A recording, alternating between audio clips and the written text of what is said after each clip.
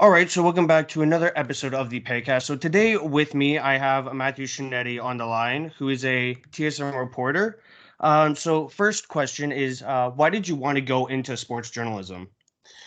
Well, it really is the eternal existential question for every sports reporter. Why did you want to get into it? To be Hmm. honest, I tell so many people who ask all the time, I was never really the first thing that came to mind for me. I was into politics growing up, around your age in high school and early university. I did think about soccer journalism, but was more of a hobby on the side. And I really thought that I would get into more political journalism. And what ultimately happened was when I got to grad school in Ryerson after doing a few years of freelancing for some newspapers and some magazines, I had the opportunity to do what would have been my final thesis, major research project, whatever you want to call it, on Alberta politics or cover the men's national rugby team. And covering the men's national rugby team became one of the most fulfilling experiences of my life, um, professionally and personally. Professionally because paying my own way to follow Canada's team in 2011 over in England before they went off to the World Cup, and personally because you get to learn and understand and appreciate all the stories from all of these different guys who are coming from all across the country who are basically, as the story goes, as I wrote it, this wasn't about winning for them. It was about the push to compete and the desire to compete. And through that, became a sports reporter at the National Post, and then covered a whole range of topics, and ultimately found my way to TSN after losing my job. I don't want to omit that I lost my job at the National Post because they were cutting their pages, and I made it to TSN, and it's been an exciting, ever-changing experience that always tends to surprise me every day. Well, that's good to hear. So you spoke about the program at Ryerson. So what was it like? I know you're going to have my colleague James Duffy on, who is Yeah. a Carleton grad, Hmm. and my other colleague Mark Masters, who's also a Carleton grad.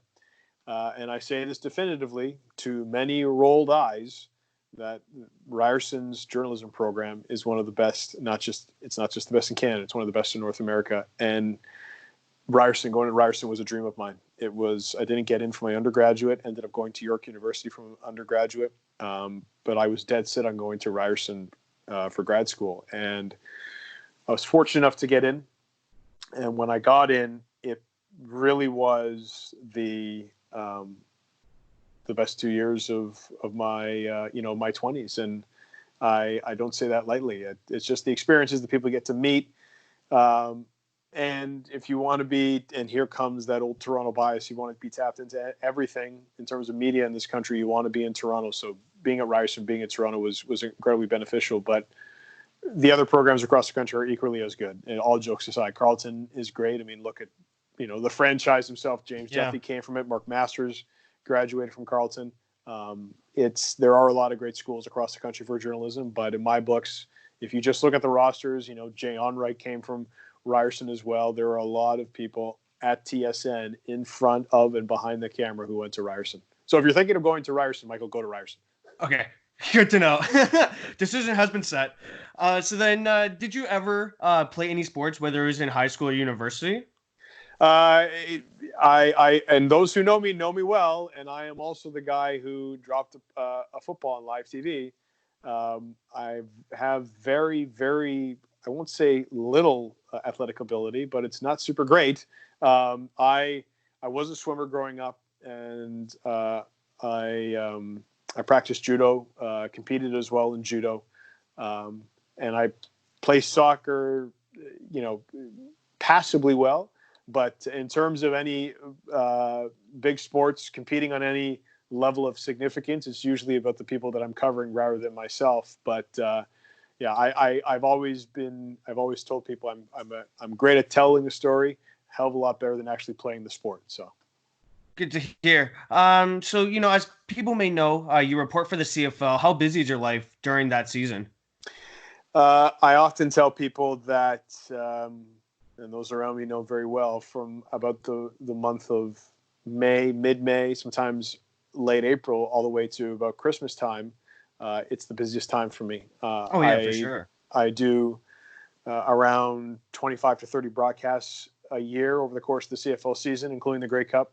I'm also traveling quite a bit for the CFL, and that's on top of a lot of other things I do. I also cover the NBA in that time, and will occasionally. Oh, sorry about that, Michael. My boss was calling me.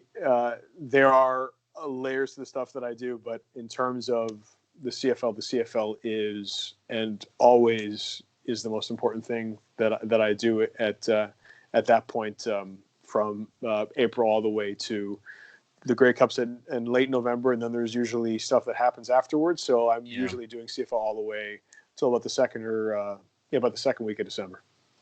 So then, what are your game day operations like? That's a good question. Everyone has their own different process. Mine tends to involve a 3-piece suit and trucks, and everyone, you usually get to learn. Everyone builds a brand and has a few gimmicks. And the one thing that always puts me in a good frame of mind is the suit I wear and the sneakers I wear. And I'm always planning those out. But on the more important side, in terms of content, I like to build what I have the week before, the weeks before, the months before, and that's building relationships. So by the time that I get to, let's say, a broadcast, if a broadcast is at 7:00, let's say it's in Hamilton, it's a Ticats game, I have to be there at least 2 hours, if not a little over 2 hours, because you want to get there. You tend to meet with the production staff, which is not just the producers of the game and the analysts and the play-by-play, but I also meet with the audio techs, the camera operators, because they're part of the show as well. They're part of the family, and they're as important to the broadcast as I am. And by extension, once we get later into lead up to the game, talking about 90 minutes to an hour before, that's when meeting with the production staff then evolves into meeting with the producer, the director of the game, the play-by-play, and the analyst. And in between those meetings, I'm on the field talking to players as much as I can, personnel staff. And this is what I believe my role is as a sideline reporter, as a reporter in general. It's building relationships and really trying to show those who are watching from home or who are watching from the stands a part of the game that they wouldn't have learned about. And a very quick story. Many, many years ago, when I first started at TSN, there was a producer named Mitch Kersner who I was a young, nervous, anxious reporter, came out with all these stories that I had read in the newspaper in the previous week and kind of added my own reporting to it. And 2 hours before the game, he said, "Great, you look prepared. Now I don't want any of those stories. Go find me stories right now." And, having done very little, nothing, no live TV previously, it was a real learning experience being able to talk to people. You're talking about an hour or 45 minutes before a game, and you're trying to find stories out before a game, and then in your head synthesizing it and putting it live on air inside 30 to 40 seconds max. It's a real learning curve. It's a real mental exercise, and it's part of what I love about live TV and just being in the moment. It's something that I think those at TSN know that I can do, and in terms of that game setting. And that's probably the most important thing for me, is really when it comes to my game day operation, it's the suit's on, the shoes are on, you get to the stadium and you're shaking hands, talking to people. And then once you get to game time, you've got 2 or 3 or 4 hits, or you're reacting to things on the fly, and you're always keeping yourself mentally flexible to what's going on during a game, because no matter who's playing, once they kick off, everything goes out the door, because things can change in a second. Oh, for sure, yeah. So I just want to touch on like the type of sneakers and suits that you wear. So how do you decide on which suit or sneaker to wear? It's not to sound vain. Sometimes I have an idea a few days before, and I know the shoes and the suit that I'm going to have, and the tie that I'm going to wear, and a lot of it. The reason that I started doing that is because it just felt comfortable for me as someone who was a writer, who never wore suits much, who didn't know how to comb his hair properly, didn't know how to use a blow dryer. And as someone who, when I was working for the National Post, I basically just wore sneakers and t-shirts or a buttoned-up shirt, much like this one. And when I got to TSN and having to wear wingtip shoes and, do my tie just right and my hair just right and always looking presentable, I wanted to evolve that to a point where I felt like I could be myself on air, and being myself on air meant wearing Chucks all the time, because I've been wearing Chucks for well over a decade. And the 3-piece suit was something that I just adopted over the last 4 or 5 years, because it felt a lot like the sweet spot in where obviously I'm fulfilling that very professional look that TSN always wants to have, but I'm doing it in my own way. Yeah, for sure. So it's right now I have 64, 65 pairs of sneakers, and I've got 7, 8, 9 suits, and it's not about being distracting, but I have learned just how I present myself to athletes and my colleagues. It makes me identifiable right away, and that's the one piece of advice I give to everyone who's looking to get into sports journalism, or really journalism. It doesn't necessarily have to be what you wear. The quality of your work should always be your calling card, but in building your brand, there always should be something that makes you different than everybody else. Yeah, for sure. So then, like you said, you've reported on various sports, including the CFL, NBA, and a bit of most sport. What has been your favorite moment out of those sports that you've covered? That's a good question. It has to be being in the middle of Dundas Square, right by the Eaton Center in downtown Toronto, after the Raptors won the NBA championship last year. I mean, I, at the same time, was actually in Hamilton when Game 6 against the Golden State Warriors was actually being played, and I remember saying to my bosses, I can make it from the stadium, and I can drive all the way back to Toronto, and I will be there if they win. And, racing along the highway to get legally racing along the highway to get back to Toronto in time for the end of that game, and just to watch the joy of everything, just to watch everything that was happening in that day, in that moment, and to see that many people come together of all different backgrounds and colors and creeds and shapes and sizes, and to see how happy everyone was and how they were embracing everybody else. And we had, if you go back to the images, I imagine you're looking at easily tens of thousands of people, if not pushing 100,000 people. Just seeing the reactions and interviewing people that night for hours, I will take that with me forever, because it was a moment that showed all the beautiful things about Toronto, and in particular Canadian sports fans. Yeah, for sure. It's one of those moments where you will never forget where you were. Absolutely, and I will forever remember that night. I can close my eyes and see every moment of that night. Still, it's I might not have been there in Oakland, but in a way, it was kind of irrelevant, because where you wanted to be was Toronto, and you wanted to be among those people and telling their stories. Yeah, for sure. And with the recent coronavirus, how has that affected your job at TSN? The job is still to find stories. The job is to constantly be willing to be creative and have ideas and bring them to the forefront. Just today I was interviewing an NCAA player who played for the Baylor Bears, was going to have a historic season, was named the Big 12 Sixth Man of the Year, and now he's stuck in Wichita, Kansas, and he can't get home. And you're telling those stories and talking to CFL players who are dealing with this and trying to reach out to fans. This is one of those times where you have to be flexible, and you have to be able to tell stories in different ways, and from the confines of all our own homes, because we should all be staying inside and staying safe. And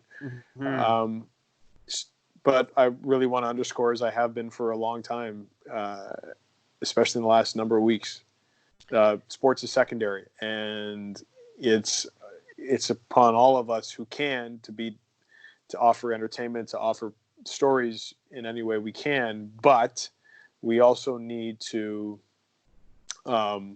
realize that people are going to need to take a breath, and sports isn't what people are going to want to be checking in on all the time now, and that's okay. It is okay that when they're ready and they want a story, that they know that we're here, and I think that's the most important role that we can play right now. So moving to a more lighter side of the conversation, who is your most favorite player that you've interviewed? I've said it over and over again.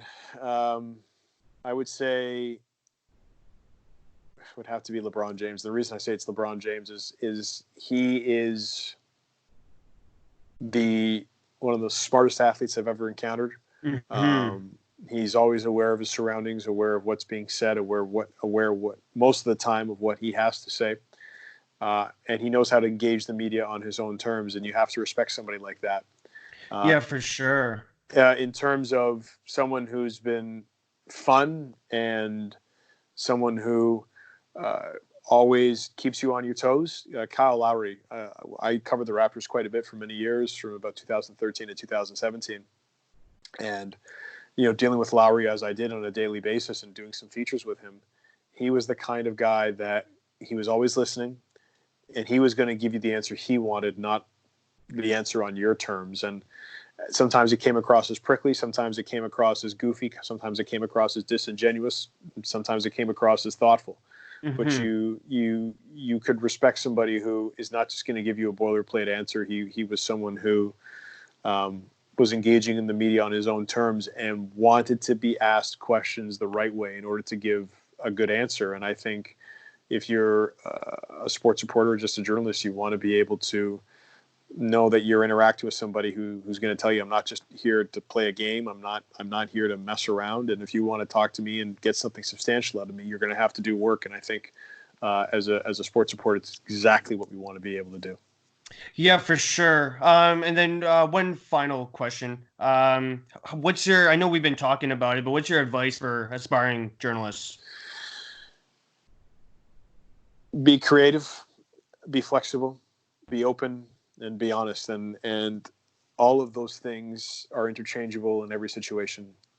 I know this time, especially for someone who's aspiring young journalist like yourself, Michael, they see this situation, they see what sports media is going through, and they think it's unpredictable. There is always space for those who are wanting to tell interesting stories. And if you come providing interesting stories, there is a benefit to that. And there's undeniably a space for that. And it's always beyond all the things I said about having a quirky facade or having a hook that people will always know you by and identify you through. It's always important, I think, to show continuously that you're someone who wants to offer good stories, because there's always a need for those. And when we, God willing, when we all come out of this, at the other side of it, people are going to want sports. They're going to want, for sure, yeah. They're going to want their old lives back, or at least some part of it that includes sports. And if you're young, and that should be no more exciting time than that. That you're ready to offer people what they've been craving for, and there's going to be pent up desire for that. So I think that's the most important thing. And I think for the fans and for myself, I think we would love to hear your signature sign off. Ooh, my signature sign off. You know what? The only thing the only thing that's ever been signature with me is hashtag game day Chucks, and that's always been my thing. I don't have James Duffy has his Hello Canada as when he brings people in to a program. Mine has always been, doesn't matter what the day is, every day is game day, and that's what I try to do, and just making sure that everybody knows if I'm having fun and not taking it too seriously, that they can too. Awesome. Well, thank you so much for taking time out of your day to come on. My pleasure, Michael. Stay well and stay safe. Yeah, you too. All right, bye. Bye.